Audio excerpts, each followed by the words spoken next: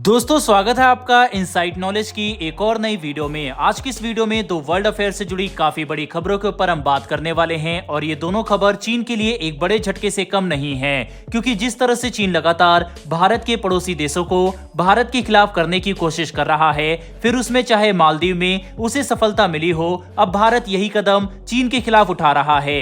एक तरफ जहां अमेरिका तिब्बत इशू को लेकर अपनी संसद में बिल पेश किया है, जिसके बाद भारत को भी तिब्बत इशू रेज करने में मदद मिलेगी और इससे चीन को एक बड़ा झटका लगेगा। वहीं पर दूसरी खबर ताइवान को लेकर है, जिसने भारत को एक बड़ा तोहफा दिया है। इससे पहले डायरेक्टली भारत और ताइवान चीन की वन चाइना पॉलिसी की वजह से खुलकर डील वगैरह करने से बचते थे, लेकिन अब ताइवान और भारत के बीच में लगातार रिश्ते इंप्रूव हो रहे हैं और ये चीन को एक बड़ा झटका है। इन दोनों ही खबरों के बारे में इस वीडियो में डिटेल से बात करेंगे, इसीलिए वीडियो को अंत तक जरूर देखिएगा। साथ ही अगर चैनल पर पहली बार आए हैं तो नीचे दिए गए सब्सक्राइब बटन को प्रेस कर बेल आइकन को दबा लें, जिससे हमारी डेली वीडियो आप तक सबसे पहले पहुंच सके। तो चलिए शुरू करते हैं इस वीडियो को। दरअसल दोस्तों, चीन जिस तरह से तिब्बत पर अत्याचार कर रहा है और तिब्बत को अपने कब्जे में कर रखा है, यहां तक कि उनके प्रोटेस्ट और उनके राइट को भी चीन की तरफ से दबाया जाता है।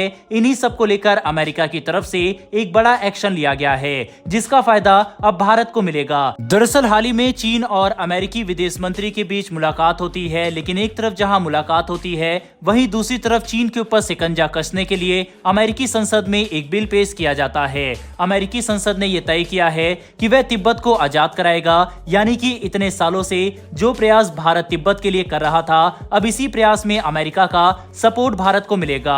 आपको बता दें, अमेरिका का लोअर हाउस यानी कि हाउस ऑफ रिप्रेजेंटेटिव में चीन और तिब्बत विवाद से जुड़ा एक बिल पास किया गया।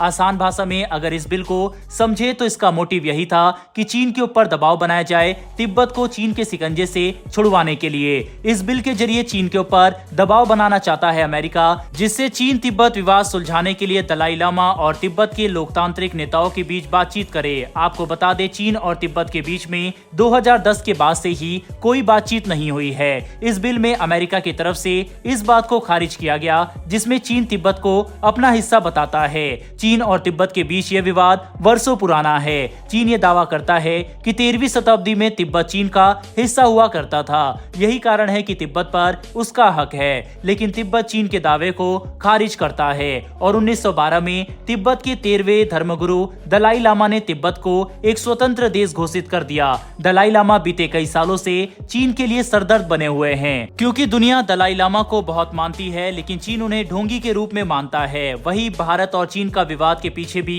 एक कारण दलाई लामा है, क्योंकि 1959 में दलाई लामा भारत की शरण में आ गए थे और भारत खुलकर तिब्बत का सपोर्ट करता है। यहाँ तक कि भारत में तिब्बत की निर्वाचित सरकार का चुनाव भी होता है। यही कारण है कि इस बिल का पेश होना चीन के लिए किसी सदमे से कम नहीं है, क्योंकि तिब्बत की इस लड़ाई में भारत के अलावा अब अमेरिका भी खुले रूप से तिब्बत के सपोर्ट में उतर आया है। तिब्बत का इंडिपेंडेंस होना भारत के लिए भी इम्पोर्टेंट है, क्योंकि अगर तिब्बत पर चीन की पकड़ हो जाएगी तो चीन भारत के लिए और बड़ा सरदर्द बन जाएगा, क्योंकि लोकेशन वाइज तिब्बत काफी इंपोर्टेंस रखता है। साथ ही अरुणाचल पर भी उसका दावा इससे और पुख्ता हो जाएगा। यही कारण है कि भारत हमेशा से तिब्बत के सपोर्ट में खड़ा रहा है।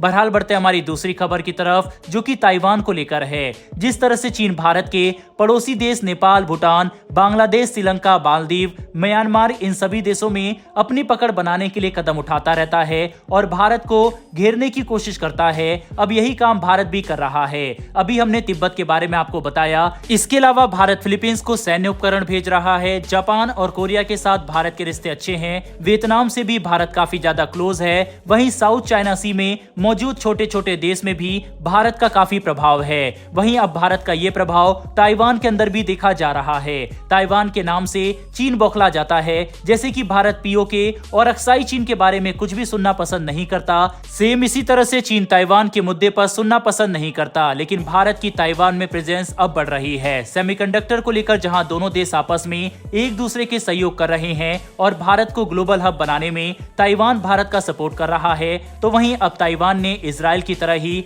भारत के लोगों के लिए अपने देश के दरवाजे खोल दिए हैं और अपने देश में काम करने की परमिशन भारतीय लोगों को दे दी है। ताइवान में उम्र दराज लोगों की संख्या लगातार बढ़ रही है। ऐसे में भारतीय युवाओं का ताइवान में काम करना ताइवान के लिए काफी फायदेमंद साबित हो सकता है। यही कारण है कि ताइवान ने भारत के साथ समझौता किया है। बकायदा ताइवान की मिनिस्ट्री ऑफ लेबर की तरफ से ये बात क्लियर की गई है कि एमओयू पर साइन भारत के साथ किया गया है। इस खबर का वेटेज जितना ज्यादा इसीलिए है क्योंकि भारत और ताइवान के बीच में आधिकारिक डिप्लोमेटिक रिलेशन स्थापित नहीं हुए हैं। ऐसे में भारत द्वारा इस तरह का एमओयू ताइवान के साथ साइन करना चीन को मिर्ची लगाने जैसा होगा। वैसे दोस्तों, जिस तरह से चीन लगातार भारत के खिलाफ आक्रामक है, क्या ऐसे में भारत को ताइवान के साथ डिप्लोमेटिक रिलेशन स्थापित करने की दिशा में काम करना चाहिए या फिर नहीं? अपनी राय कमेंट बॉक्स में लिखकर जरूर बताइएगा। साथ ही अगर आपको ये इन्फॉर्मेशन और वीडियो पसंद आई हो तो वीडियो को लाइक करके हमारी आने वाली डेली ऐसी वीडियो के लिए चैनल को सब्सक्राइब कर बेल नोटिफिकेशन को अवश्य दबा लें। फिर मिलेंगे ऐसी एक नई वीडियो के साथ। धन्यवाद। जय हिंद।